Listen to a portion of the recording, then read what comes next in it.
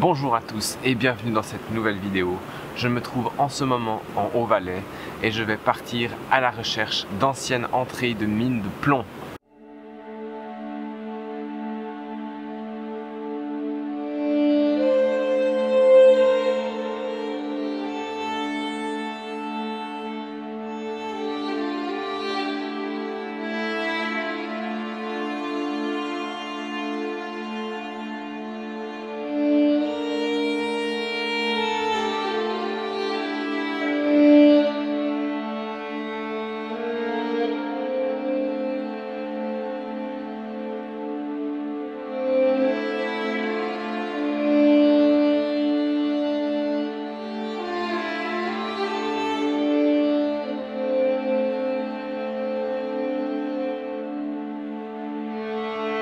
Avant toute chose, je dois grimper le long d'une ancienne coulée d'avalanche pour pouvoir atteindre d'anciens bâtiments de l'exploitation minière.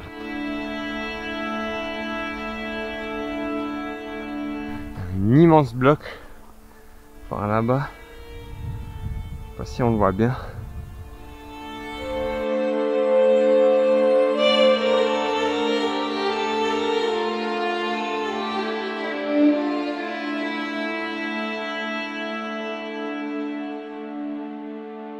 Ok, j'approche peu à peu des premiers bâtiments miniers.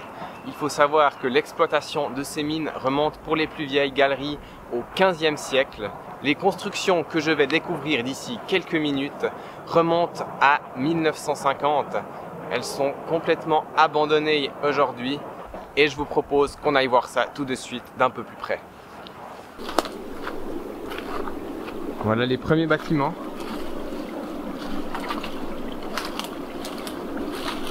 Il y avait tout un complexe destiné au traitement des minerais.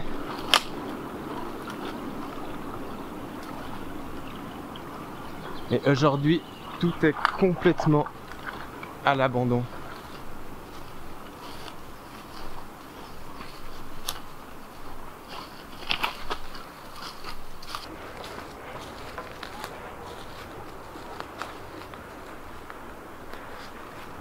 Tout est vraiment en super mauvais état évidemment.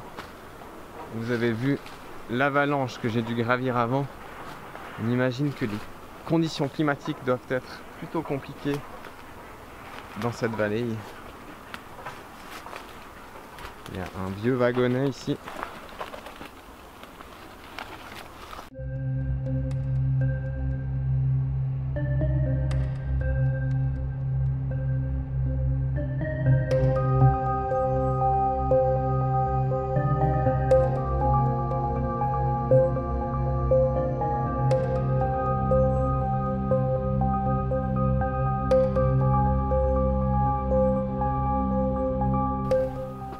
Vraiment plein de machines. Je sais pas du tout à quoi elles servaient. C'est vraiment très impressionnant.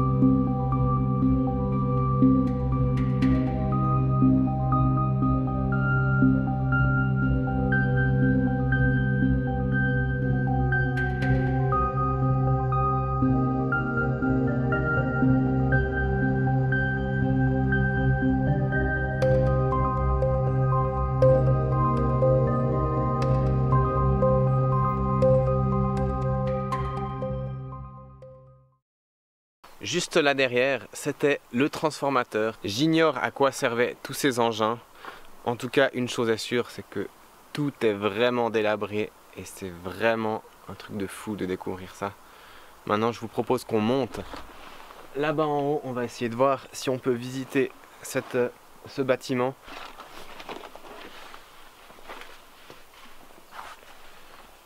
Faut faire attention où on met les pieds parce que vu que tout est complètement défoncé,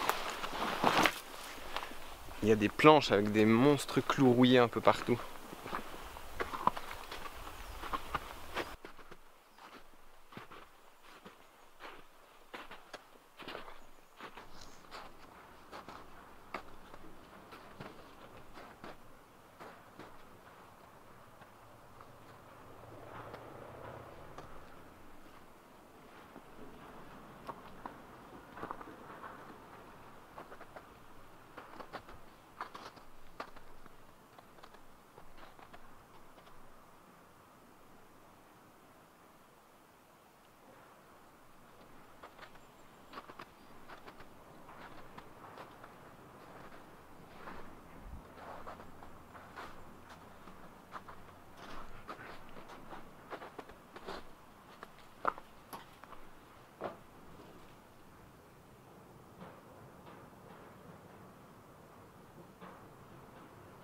C'est vraiment en mauvais état, je vais pas aller plus loin.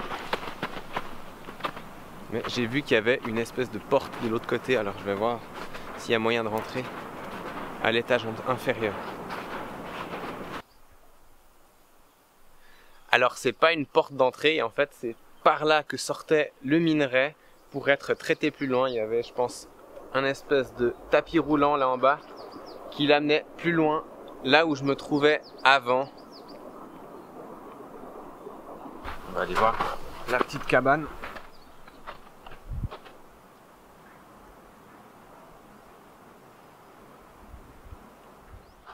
Les briques sont complètement défoncées.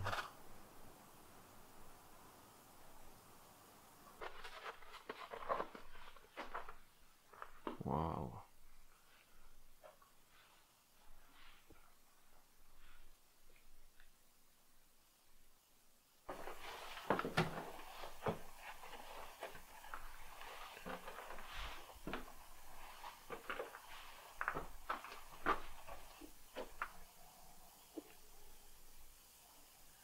À l'étage supérieur, il doit encore y avoir une autre machine, j'imagine. La machine qui se trouve dans ce bâtiment servait à concasser les pierres extraites des galeries afin de permettre la suite du processus de traitement.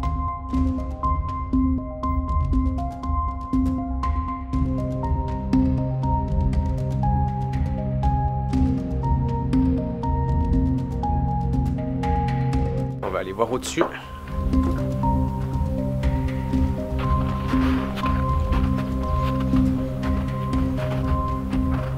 C'est plus grand que ce que ça a l'air en fait.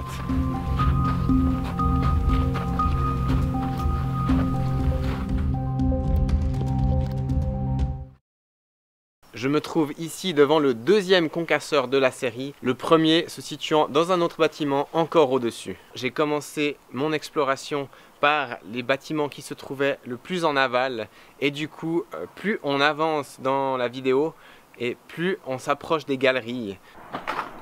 On va aller voir par là-bas. Attention au clou.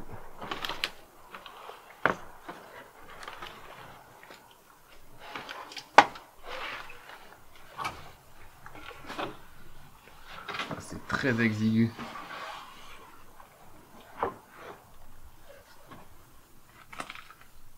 Oh, il y a une super grande roue dentée, complètement détachée de la machine. Le premier concasseur se trouve juste là au-dessus et les minerais tombaient ici et poursuivaient leur traitement vers le deuxième concasseur par là-bas. Tout est détruit par la rouille.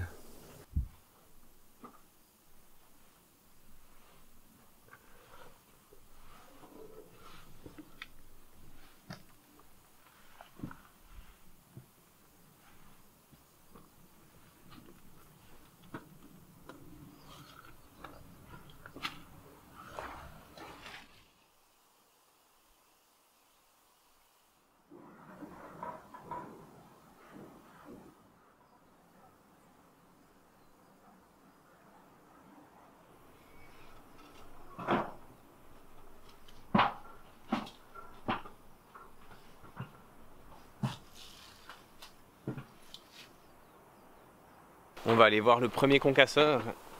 Mais je viens de trouver quelque chose que j'avais pas vu avant. Ici, il y a des rails qui montent jusqu'à je sais pas où. On va découvrir ça. Oh, il y a carrément les arbres qui ont poussé à travers. Évidemment, depuis le temps.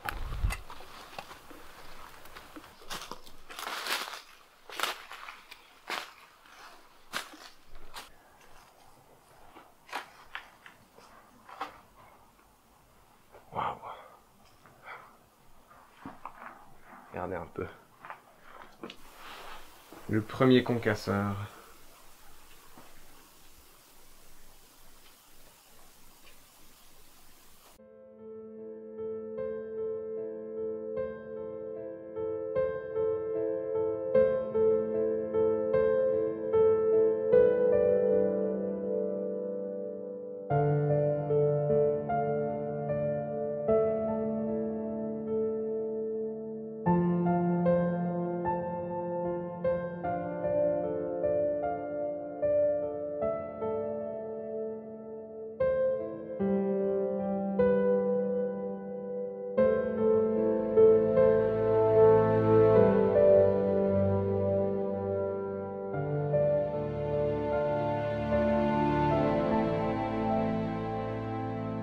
Imaginez un peu le bruit que devaient faire ces machines ici entre ces murs.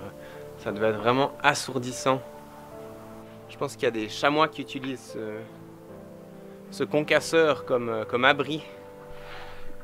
Ici, toutes les crottes qu'il y a partout. On voit toutes les différentes cabanes avec les différents concasseurs jusqu'en bas.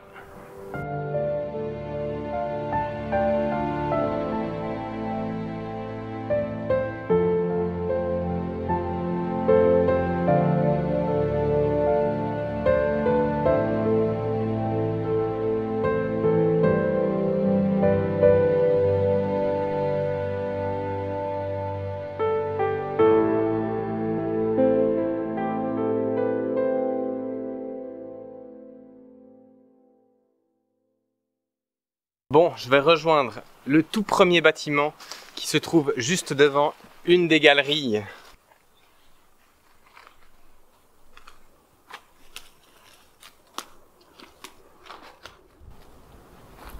Une nouvelle fois, le toit est complètement écroulé. C'est donc ici qu'était apporté le plan extrait des différentes galeries. On en dénombre un peu moins d'une dizaine qui s'étalent à partir de cette altitude à 1300 mètres jusqu'à passer 2000 mètres. Il existait également un téléphérique qui reliait le bas de la station de traitement jusqu'à mi-altitude des différentes galeries.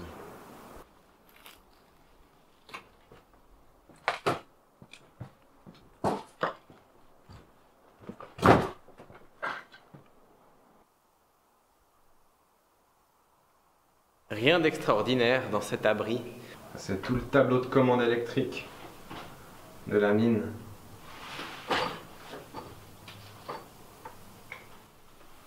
Il y a le mur qui est en train de s'effondrer. C'est-à-dire les couches de briques se séparent et tombent en espèce de petites couches.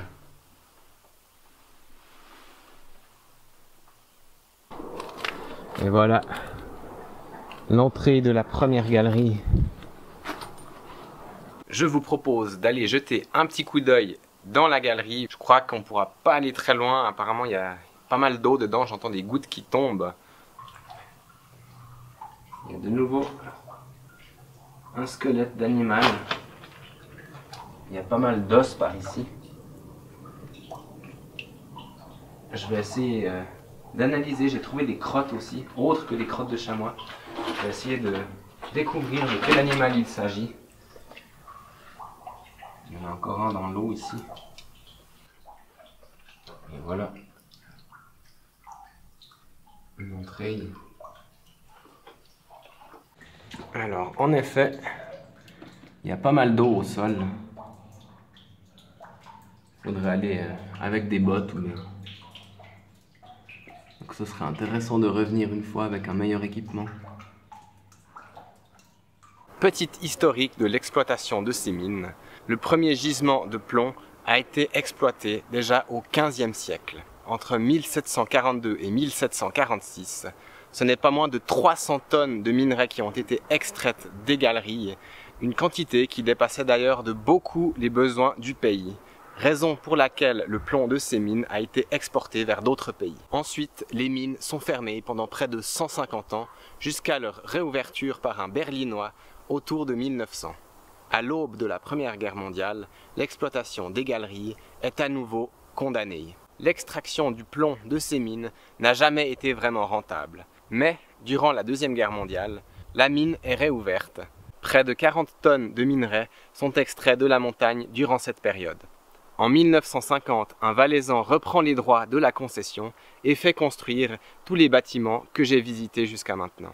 Finalement, la mondialisation et la concurrence du plomb de l'étranger beaucoup moins cher mettront fin aux activités industrielles de ces mines. Je vais maintenant essayer de rejoindre la deuxième galerie qui se trouve à environ 100 mètres en amont. Ça va devenir un peu sport.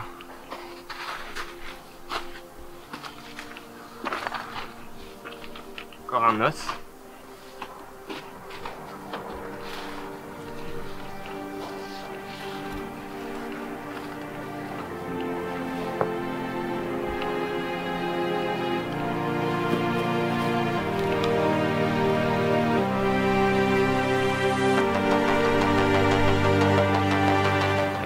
De contourner plutôt que d'escalader. Ça m'étonnerait que les mineurs s'amusaient à escalader tout ça. Encore des rails.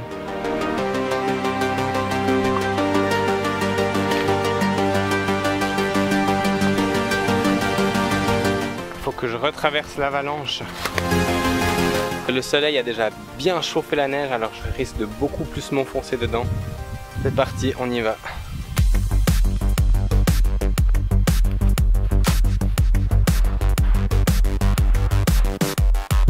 Ce serait bête de déclencher une avalanche juste pour aller voir une mine. C'est quand même assez large. Il y a un sacré paquet de neige.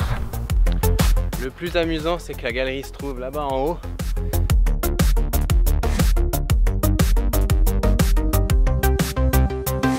Il n'y a plus qu'à grimper dans le pierrier.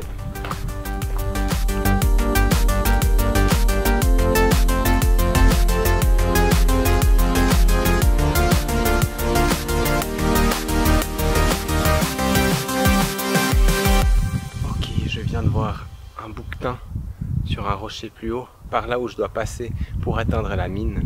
Je ne sais pas si ça va être possible d'aller jusqu'à là-haut. Il y en a en tout cas 4.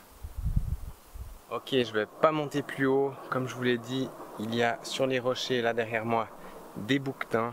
Je veux pas prendre le risque de les déranger. Le terrain est super raide et du coup c'est très dangereux avec les pierres qui peuvent dégringoler en bas. Alors je vais m'arrêter ici pour aujourd'hui, mais je reviendrai à cet endroit pour explorer les autres galeries qui se trouvent en amont. J'aperçois d'ailleurs depuis ici la station supérieure du téléphérique minier. Parfois on va dans des endroits complètement perdus au milieu de la nature.